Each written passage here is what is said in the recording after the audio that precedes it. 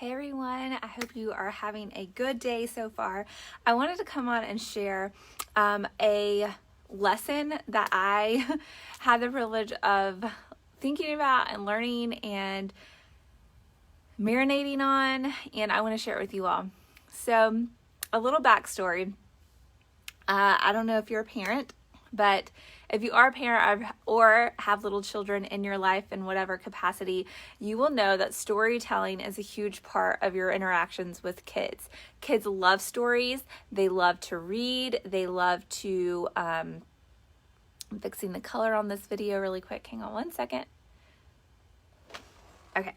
They love to read, they love to hear stories, they love to talk and engage, and their whole little brain is so much about storytelling. Storytelling is an amazing part of life. If it wasn't for storytelling, so much of what we know would not be in existence. Before printing presses, before cell phones and all technology and everything, the only way you learned about anything was through stories. And so, as parents, Adam and I have established this routine with our kids every night. And part of our routine for Banks is to hear stories. He loves to get Adam to tell him stories, and that is a sweet part of his night before he goes to sleep. And Adam is a wonderful storyteller.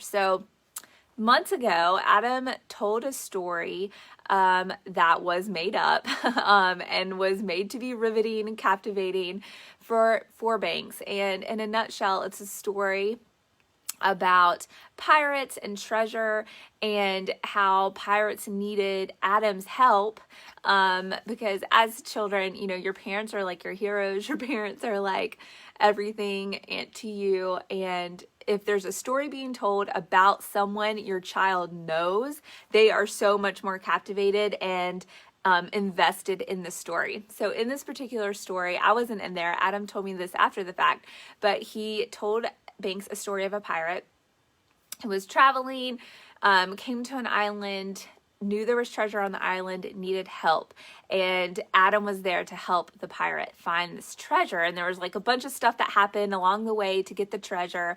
They got the treasure, and as a reward for helping them, the pirate told Adam he could pick one thing, pick something out of the treasure box.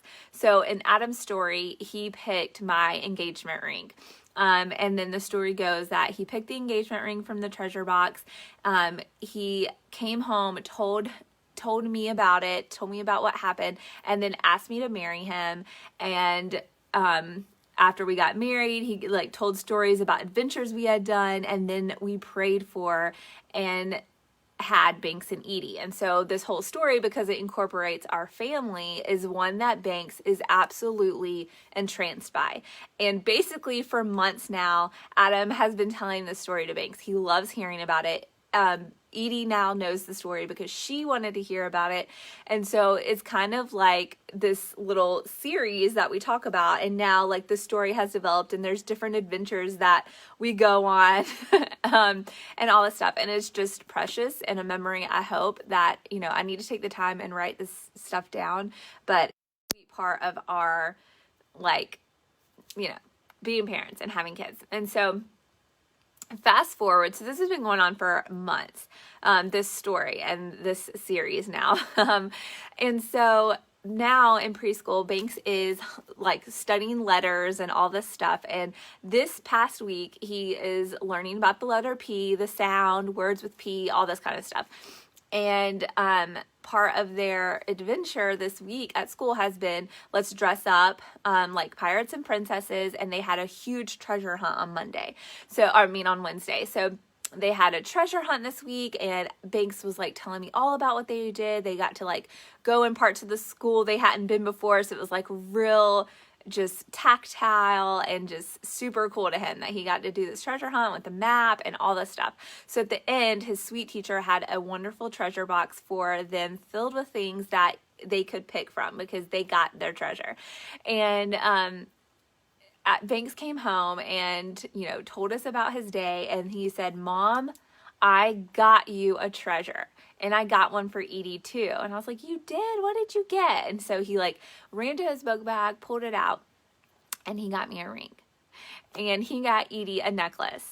And that's what he chose to get out of the treasure box. Not something for himself, not a cool truck, but this ring and a necklace for Edith. And so I've been wearing it this week because I know it just means so much to him, and, you know, keeping that sweetness and that magic like alive for him. And what I like came to recognize, I was just thinking about just how precious that was. And then it all kind of came full circle. And I was like, you know, he chose to do that and get something for me and Edie and get a ring specifically for me because of that story. And he wanted to emulate this wonderful thing that he got, or that he heard and learned. And, you know, he recreated that for himself, and he decided, like, I'm a pirate, I get to get treasure, and I'm going to get a ring too. And so it spoke to me so much because it just reiterated the immense responsibility but gift that we have to influence other people with our experiences and our stories, and what a gift it is to people, because whether they go through the same thing you have or whether they don't, what you glean from your experience and sharing it with others, or the hardship that you're facing, or whatever wisdom you have from whatever type of experience, that is a blessing in someone's life, and it influences them in some way.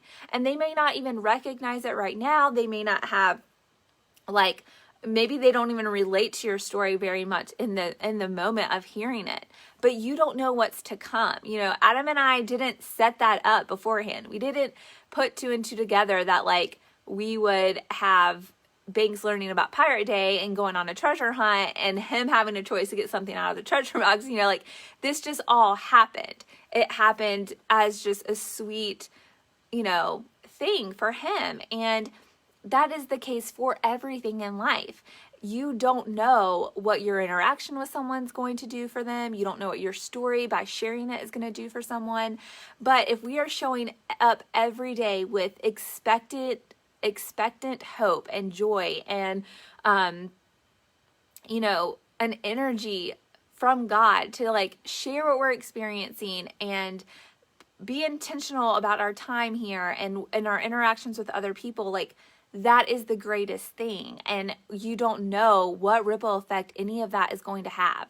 And to me, it's just a wonderful, it was just a wonderful example and analogy about how important it is, like, when you are with people that are close to you in your life, and the influence you have on each other, and the community that you build right where you're at with who you are and what's in front of you, what that does.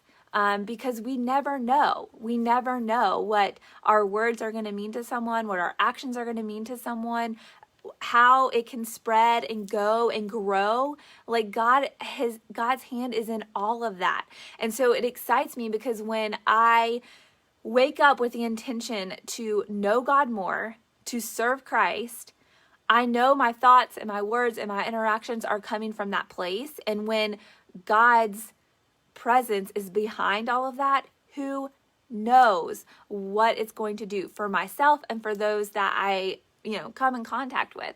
And so whether you're a parent or not, but even especially as a parent, like, our day-to-day interactions influence our kids in so many ways.